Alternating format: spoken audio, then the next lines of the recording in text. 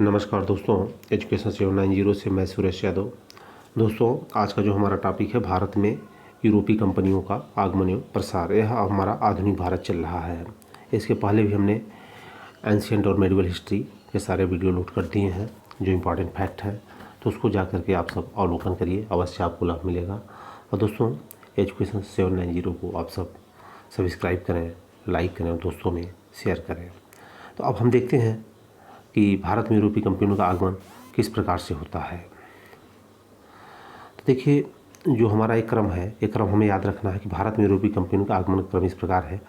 सबसे पहले पुर्तगाली, फिर डच, फिर अंग्रेज, फिर डेनिश, फिर फ्रांसीसी। तो हमें याद रखना है पुर्तगाली, डच, अंग्रेज, डेनिश और फ्रांसीसी। इस क्रम में हमारे यहाँ ये आए थे।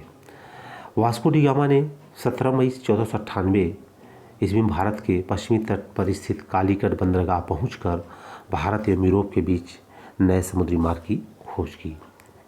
नए समुद्री मार्ग की खोज की कौन? वास्को डी गामा ने। यह 17 मई 1498 ईस्वी में भारत के पश्चिमी तट पर स्थित कालीकट बंदरगाह पहुंचकर भारत एवं यूरोप के बीच नए समुद्री मार्ग की खोज की। अब इसके बाद जो पुर्तगालियों में प्रथम वायसराय आता है, फ्रांसिस्को दी अल्मेड़ा 1505 में। फ्रांसिस्को दी अल्मेड़ा भारत में प्रथम पुर्तगाली वायसराय बनकर आया। फिर अल्फांसो द अल्बुकर्क 1509 ईस्वी में भारत में पुर्तगालियों का वायसराय बना। पहला था फ्रांसिस्को दी अल्मेड़ा और दूसरा अल्फांसो द अल्बुकर्क। पुर्तगालियों ने अपनी पहली व्यापारी कोठी कहाँ खोली थी? कोचीन में। कोठी मतलब कि कंपनी कहाँ खोली थी? कोचीन में। अब इसके बाद कुछ हम प्रमुख यूरोपीय कंपनियों का देख लेते हैं। तो इसमें देखिए 1498 में पुर्तगाली ईस्ट इंडिया कंपनी आई। 1600 में अंग्रेज ईस्ट इंडिया कंपनी। 1602 में डच ईस्ट इंडिया।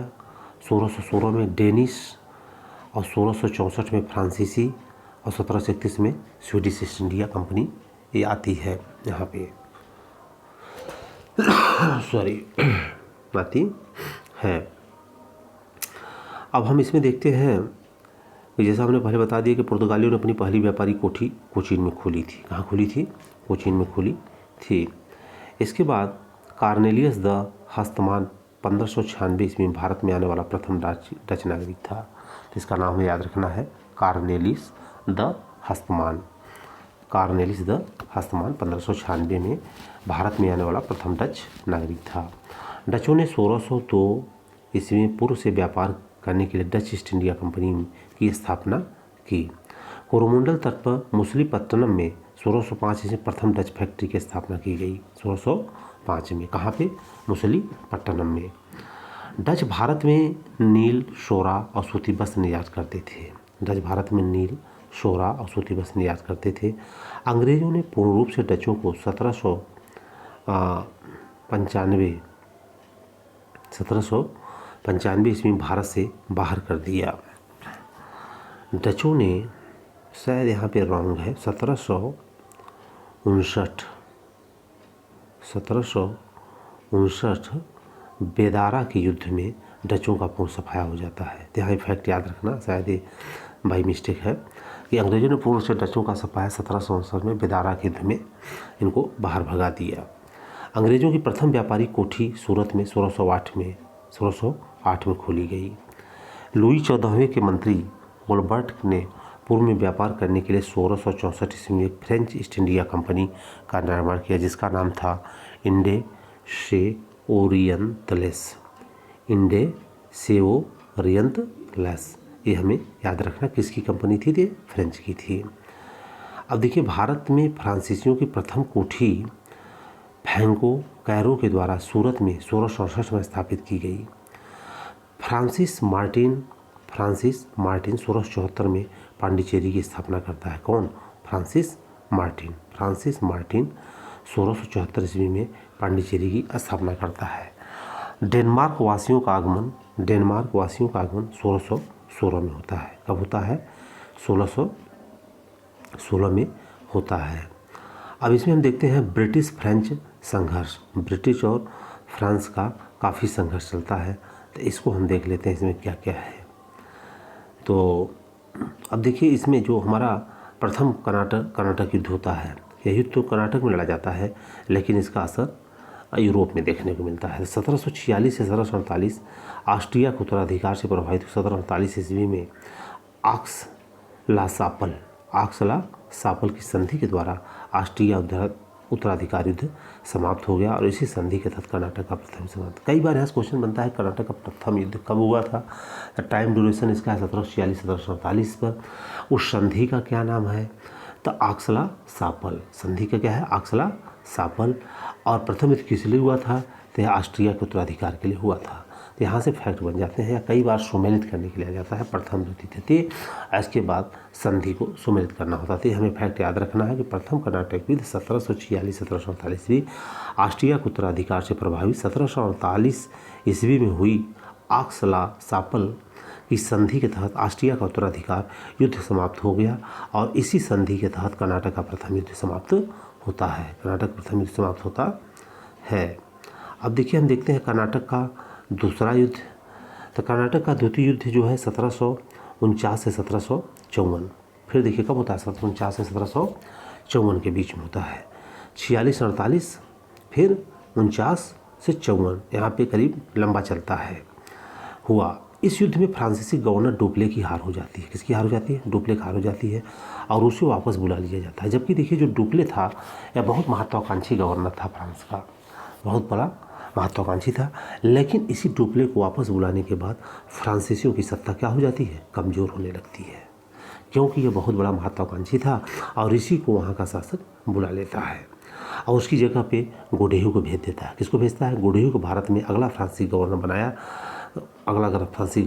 बनाया। इसमें पांडिचेरी की संधि जनवरी 1755 में हुई और इसी के साथ युद्ध विराम हुआ था। दूसरा कर्नाटक युद्ध का टाइम ड्यूरेशन याद करना है 49 से 54 है और फ्रांसीसी गवर्नर जो था इसमें जो है डुप्ले था, लेकिन हार के बाद डुप्ले को वापस बुला लिया जाता है और उसकी जगह पे गोडेहू को भेजा जाता है और यहीं से फ्रांसीसियों के लिए बहुत ही उनका कह लीजिए कि पतन स्टार्ट हो जाता है। क्या हो जाता है, पतन, क्योंकि डुप्ले जो एक महत्वाकांक्षी था और वह काफ़ी दूर तक किसी चीज़ को सोचता था।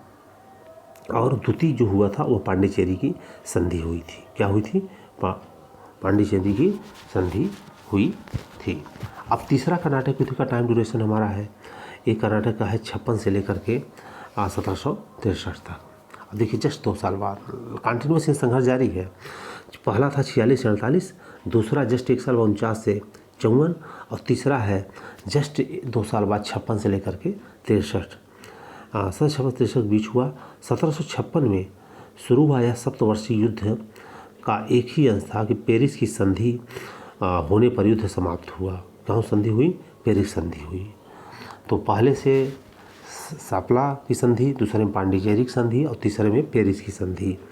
तो एक कोड हमें याद रखना है, सापला, पांडिचेरी और पेरिस की संधि थर्ड में होता है। अंग्रेजी सेना 1760 ईस्वी में सर आयरकूट के नेतृत्व में वांडीवास की लड़ाई में फ्रांसीसियों की बुरी तरह हराया और इसे फ्रांसीसी सेना का नेतृत्व लाली कर रहा था और अंग्रेजों ने 1760 पांडिचेरी को फ्रांसीसियों से छीन लिया। मतलब फ्रांसीसियों की सत्ता जो है ऑलमोस्ट खत्म हो चुकी थी यहाँ पे, या उनको एक जगह पे सीमित कर दिया गया।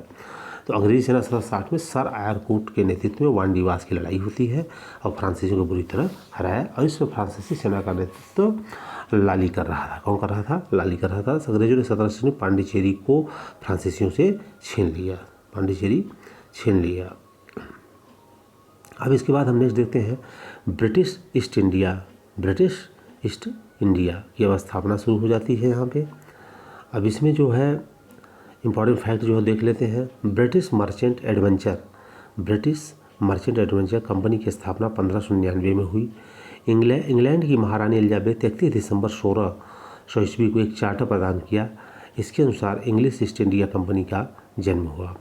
1608 ईस्वी में इंग्लैंड के राजा जेम्स प्रथम के दूत के रूप में कैप्टन हॉकिंस सूरत पहुंचा, जहां से वह मुगल सम्राट जहांगीर से मिलने कहाँ गया, आगरा गया। कई बार आज पूछते हैं कि जहांगीर से मिलने कहाँ गया था, तो आगरा गया था। जहांगीर ने हॉकिंस से प्रसन्न होकर उसे आगरा में बसने तथा 400 मनसब एवं जागीर प्रदान की।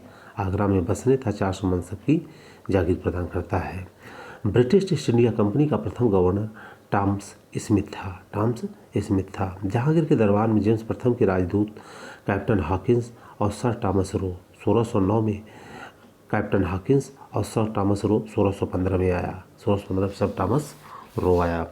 इस इंपॉर्टेंट फैक्ट जो आपको याद रखना है। 1698 ईस्वी में अंग्रेजी ईस्ट इंडिया कंपनी के 3 गांव सुतानुती, कालीकाता और गोविंदपुर की जमींदारी 1200 रुपये भुगतान कर प्राप्त की और यहाँ पर फोर्ट विलियम का निर्माण किया और कालांतर में यही कोलकाता नगर कहलाया, जिसकी नींव जाप-चार नौक ने रखी थी। याद रखने वाला फैक्ट है कि किसने रखी थी? जाप-चार नौक ने। 1698 में अंग्रेज ईस्ट इंडिया कंपनी ने 1698 में अंग्रेज ईस्ट इंडिया कंपनी ने 3 गांव सुतानुती, कालीकाता और गोविंदपुर की जमींदारी 1200 रुपये भुगतान कर प्राप्त कर ली और यहाँ पे फोर्ट विलियम का निर्माण करवाया और कालांतर में यही कोलकाता कहलाया, नगर कहलाया और इसकी नींव कौन डाली थी? जाप-चार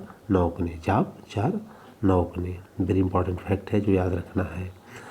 अब हम कुछ देखते हैं कि ब्रिटिश प्रभाव हमारे अर्थव्यवस्था पे क्या पड़ा, क्योंकि ब्रिटिशर जो आए थे इनका एक ही फैक्ट था कि केवल भारत को लूटो, जितना यहाँ से धन विदेशों में ले जा सकें, बस केवल उनका लूटने का फंडा था। तो अब वो देखते हैं इसमें क्या क्या फैक्ट है।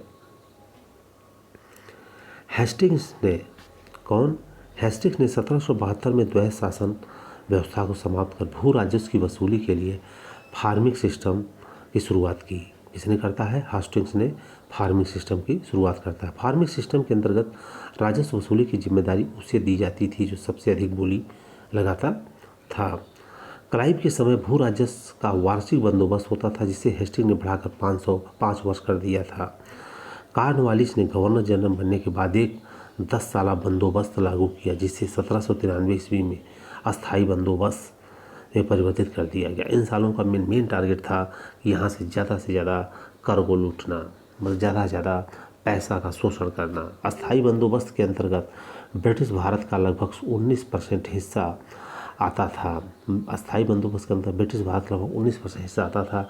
यह व्यवस्था बंगाल, बिहार, उड़ीसा, वाराणसी था उत्तरी कर्नाटक क्षेत्रों से वसूली जाती थी। कई बार यह पूछा जा सकता है कि अस्थायी बंदोबस्त कहाँ कहाँ लागू था, तो याद रखना है कि बंगाल, बिहार, उड़ीसा, जो तीनों उसी जगह लगते हैं। याद रखना, बंगाल, बिहार, उड़ीसा और इधर आ जाता है वाराणसी पे एक साथ ही लगे हुए हैं। बंगाल, बिहार, उड़ीसा, वाराणसी और एक हो जाता है उत्तरी कर्नाटक। यहाँ से फैक्ट पूछा जा सकता है कि अस्थायी बंदोबस्त के कौन कौन से जगह थी। अस्थायी बंदोबस्त के अंतर्गत भू राजस्व की वसूली का अधिकार जमींदारों को दिया गया था, जिनका हिस्सा वसूली का 1/10 या 1/11 होता था।